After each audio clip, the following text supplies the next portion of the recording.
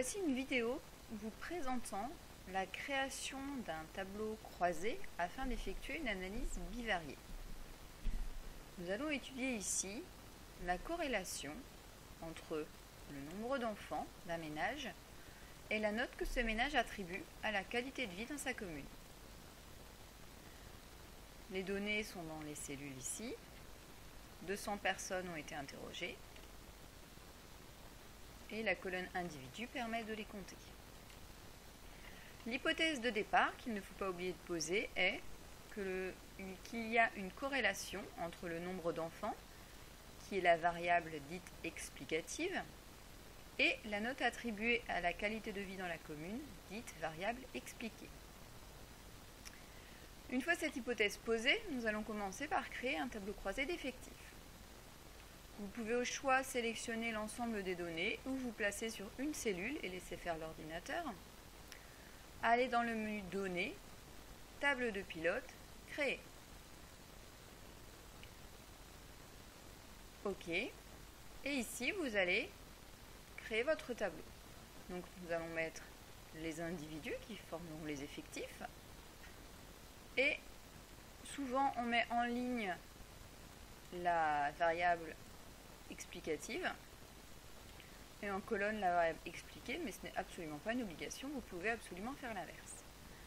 Par défaut, l'ordinateur va placer votre table de pilote sur une nouvelle feuille. Si vous ne voulez pas qu'il le fasse, il faut lui indiquer la destination que vous voulez qu'il choisisse. Comme pour un tableau simple, un tableau d'effectifs simple, nous avons vu en analyse univariée. Voilà un tableau croisé d'effectifs entre le nombre d'enfants et la note attribuée. On peut constater par exemple que 8 personnes n'ont pas d'enfants et ont attribué la note 1 à la qualité de vie dans leur commune. Que 17 personnes ont 2 enfants et ont attribué la note 3.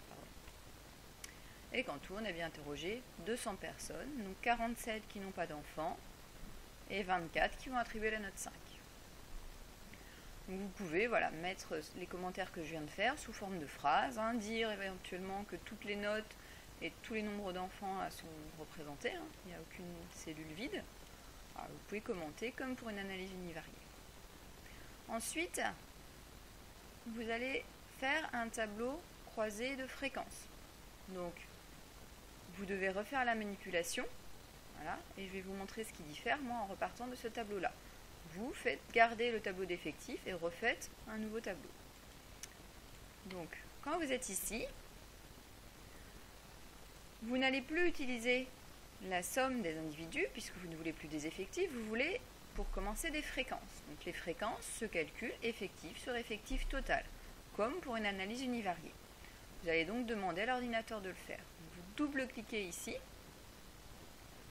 et là, vous allez lui demander dans un plus, d'aller calculer un pourcentage de résultats. Voilà, et il vous calcule. On a bien ici 100%. Et ici les pourcentages. Donc 4% des personnes interrogées n'ont pas d'enfants et ont donné la note 1. Près d'un quart des personnes interrogées ont donné la note 3. Près d'un quart également des personnes interrogées a 2 enfants. Voilà, vous pouvez donc faire toutes sortes de commentaires.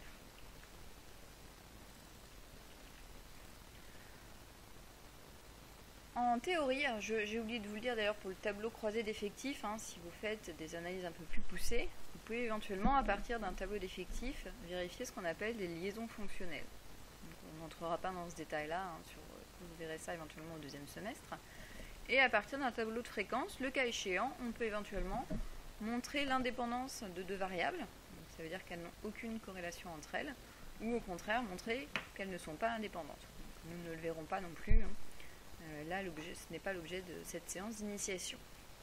Donc une fois que vous avez fait votre tableau de fréquences et que vous l'avez un petit peu commenté, alors vous pouvez aussi le commenter sous forme, là ce qu'on vient de faire, d'analyse univariée, en reprenant, donc ici, vous avez l'analyse univariée finalement par nombre d'enfants, et ici, l'analyse univariée par note attribuée. Vous pouvez aussi vous en servir comme commentaire dans une analyse. Je pense notamment à votre travail maison, votre monographie.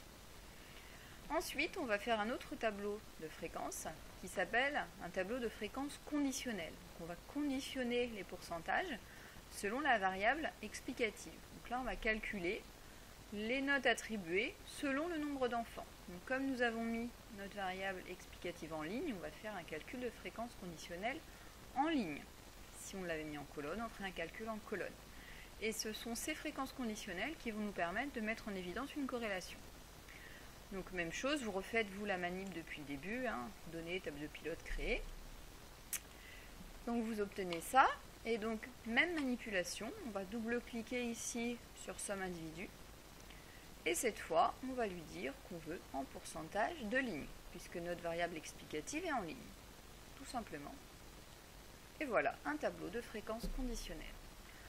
Donc là, on peut dire que parmi les personnes qui n'ont pas d'enfants, 17% ont attribué la note 1, plus d'un quart ont attribué la note 2, et ainsi de suite. Que 22% des personnes qui ont 4 enfants ont attribué la note 3,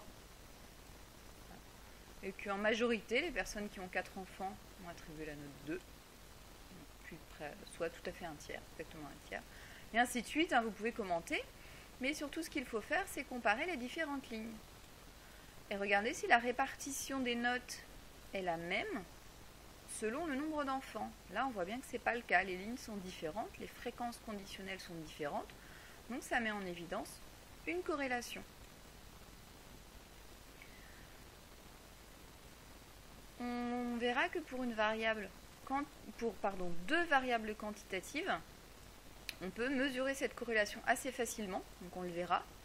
On peut également la mesurer quand il y a une variable quantitative qui est la variable expliquée, mais c'est un calcul plus long qu'on ne verra pas. L'étape précédente étant de faire un tableau de moyenne. Donc on va calculer la note moyenne attribuée en fonction du nombre d'enfants. Donc c'est la même manipulation. On se place sur les cellules, données, tableau de pilote créé. Moi je vais à nouveau repartir de ce tableau. Donc vous êtes comme ça. Voilà. Donc on veut le nombre d'enfants, on veut calculer en fonction du nombre d'enfants la note moyenne. Donc cette fois les données ne sont plus des individus puisqu'on ne veut pas des effectifs ou des fréquences, mais on veut des notes moyennes. Donc on prend la note, on met dans le champ de données, on double-clique dessus et on lui dit qu'on veut qu'il calcule la moyenne. Et ça va nous donner la note moyenne en fonction du nombre d'enfants.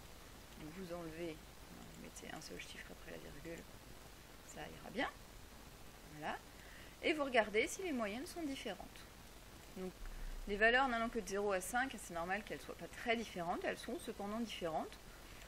Mais on ne constate pas qu'elles soient ni croissantes ni décroissantes. Donc bon, il y a probablement une corrélation, probablement pas très forte. Donc on va la mesurer.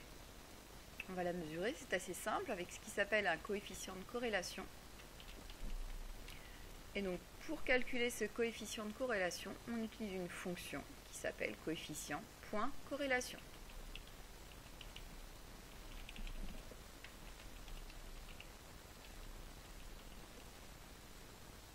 Et donc, on va tout d'abord aller chercher les données de la première variable, donc nombre d'enfants.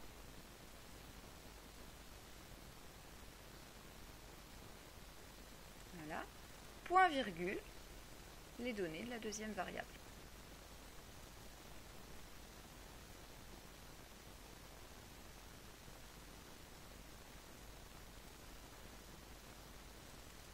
Fermez la parenthèse.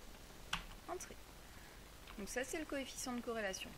Plus ce coefficient est proche de 0, moins il y a de corrélation.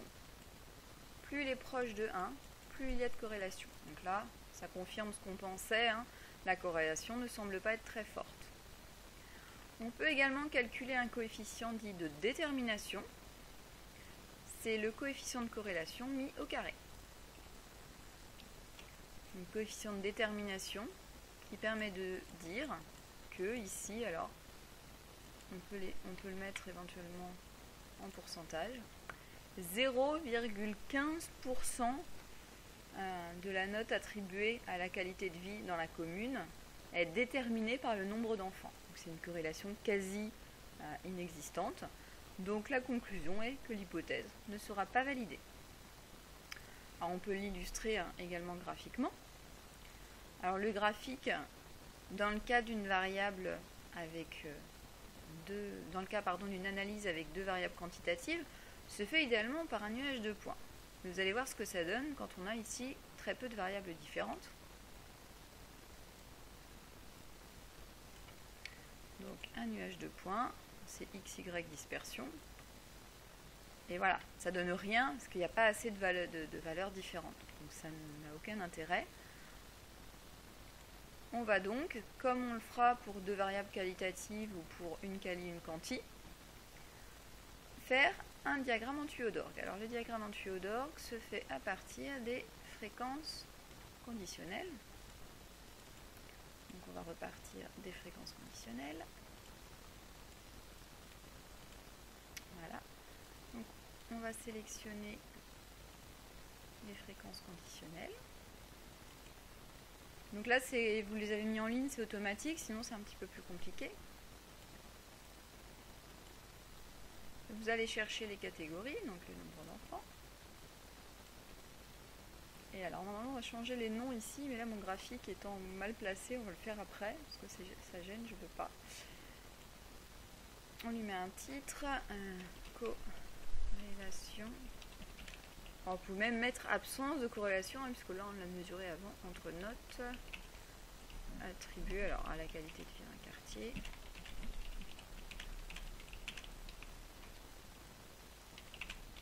Non, dans la commune, pardon. Et nombre d'enfants.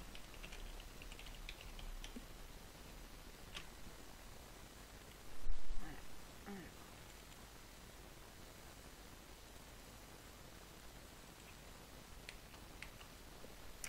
On va le pousser un petit peu, ce joli graphique. Voilà. Et donc on va pouvoir ici aller changer les intitulés des étiquettes. Donc on retourne dans plage de données. Je vais double-cliquer sur le graphique pour le resélectionner. Clic droit, plage de données. Et ici, on va changer le nom. Donc pour chaque colonne, on va cliquer sur plage pour le nom. Hop. Et ça change le nom.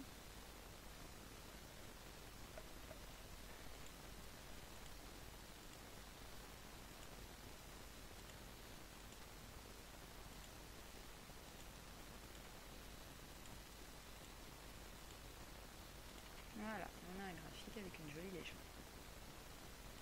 Donc le graphique pourrait montrer qu'il y a une certaine corrélation, et effectivement, elles ne sont pas indépendantes, mais on voit bien que c'est pas très fort. Voilà, ça permet d'illustrer.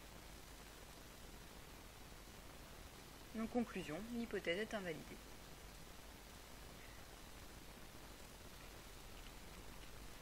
La dernière petite chose que j'ai oublié de préciser concernant le coefficient de corrélation, il permet également de voir, alors quand il est significatif, le sens de la relation. Donc là, le résultat est positif, ce qui veut dire que plus on a d'enfants, plus on donne une note importante. S'il était négatif, c'est-à-dire que plus on a d'enfants, moins on donne une note importante. Bon, là, étant donné sa non-signification, c'est peu pertinent. Particularité que vous pouvez rencontrer, vous pouvez avoir, par exemple, si vous avez des notes de 0 à 20, ou si vous voulez étudier l'âge des gens et qu'il y a beaucoup de valeurs différentes, vous allez retrouver qu'un tableau croisé gigantesque. Donc voir l'exercice 6 de l'analyse univariée, il faudra éventuellement commencer par recoder votre variable discrète dans des classes en variable continue. D'accord ? Par contre, vous utiliserez bien les données discrètes pour le calcul des coefficients. Inversement, si vous vous retrouvez à étudier une variable quantitative continue, vous pouvez, si vous le souhaitez, utiliser les centres de classe pour faire certains calculs de moyenne, calcul de coefficients. Mais il faudra bien préciser que le fait d'utiliser les centres de classe biaise les données. Puisque si vous avez une classe, par exemple, entre 0 et 10, tout le monde n'a pas répondu 5, qui est le centre. Donc, mais ça fait partie des choses que vous pouvez faire.